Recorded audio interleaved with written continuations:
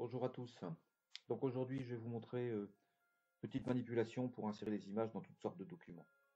Donc je vais le faire ici dans un diaporama que je réalise à l'aide de PowerPoint online. Alors je vais insérer une image. Alors je vais aller chercher une image qui se trouve sur un autre site. Voilà, par exemple celle-ci. Alors je clique dessus, je l'affiche. Et c'est là que je vais utiliser une méthode un petit peu différente plutôt que de passer par un enregistrement. Là, je pourrais très bien ici enregistrer l'image sur mon ordinateur pour ensuite l'insérer dans mon diaporama. Je vais l'insérer dans mon diaporama, mais sans l'enregistrer sur mon disque dur. Donc c'est un des premiers avantages avec cette méthode, c'est que je n'ai pas besoin de stocker toutes les images. Après tout, si je ne les réutilise pas, ça n'a pas tellement d'intérêt. Donc une fois qu'elle est affichée ici sur mon écran, je vais utiliser la touche impression d'écran de mon clavier.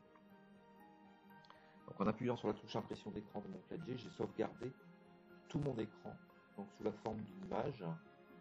Donc je vais maintenant récupérer cette image à l'aide d'un logiciel que vous connaissez probablement tous, c'est Paint, qui est installé d'office sur tous les ordinateurs qui utilisent Windows. Donc une fois que je suis dans Paint, je vais pouvoir ici coller mon image avec donc tout ce que j'avais à l'écran au moment où j'ai appuyé sur la touche. Alors il n'y a évidemment que cette image là qui m'intéresse, donc je vais pouvoir la recadrer.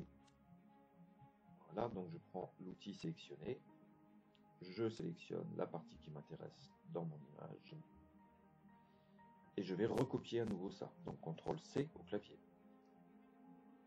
et je repasse dans mon diaporama.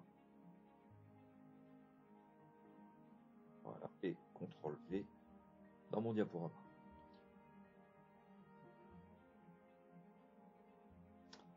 Donc voilà, j'ai récupéré mon image, je la redimensionne pour la mettre à une taille qui me convient. Première manipulation donc qui me permet de récupérer une image directement en passant d'internet. Je l'intègre directement dans mon logiciel sans être obligé d'enregistrer l'image.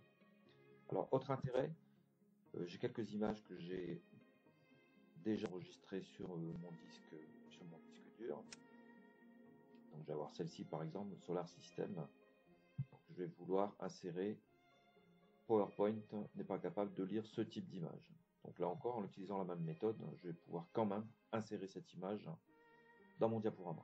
Donc pour ça, je retourne sur mon fichier. Donc j'ai l'image ici, système solar. Donc double clic me permet de l'afficher avec Internet Explorer qui lui est capable d'afficher cette image. Et à nouveau, j'appuie sur la touche impression d'écran. Donc impression d'écran, je copie mon écran, je repasse dans Bing, donc CTRL V, je recolle mon écran, donc je retrouve l'image cette fois-ci qui m'intéresse, je la sélectionne,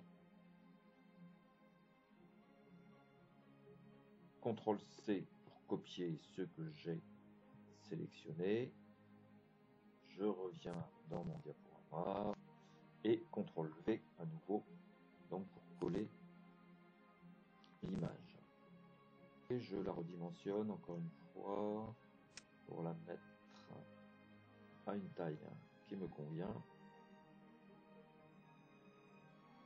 Alors, autre avantage à utiliser cette méthode là, donc je vais vous montrer cette fois-ci une autre image, ici Mars, donc c'est une image qui fait 17 mégas.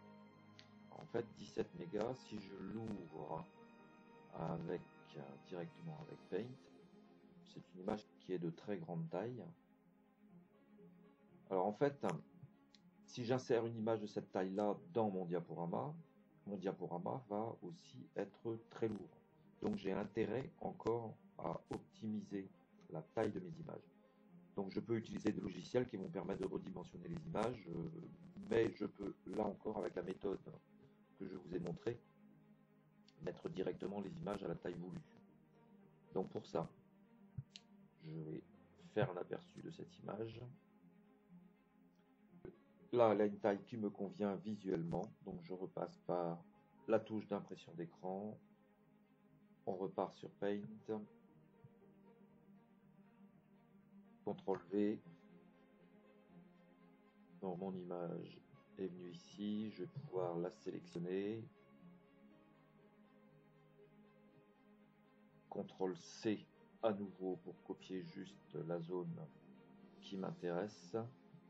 Je reviens dans mon diaporama et à nouveau CTRL V pour coller l'image. Alors en résumé, l'intérêt de cette méthode-là, c'est que je vais pouvoir récupérer directement des images qui sont affichées sur mon écran, sans être obligé de les sauvegarder sur mon disque dur pour les insérer dans un document quelconque.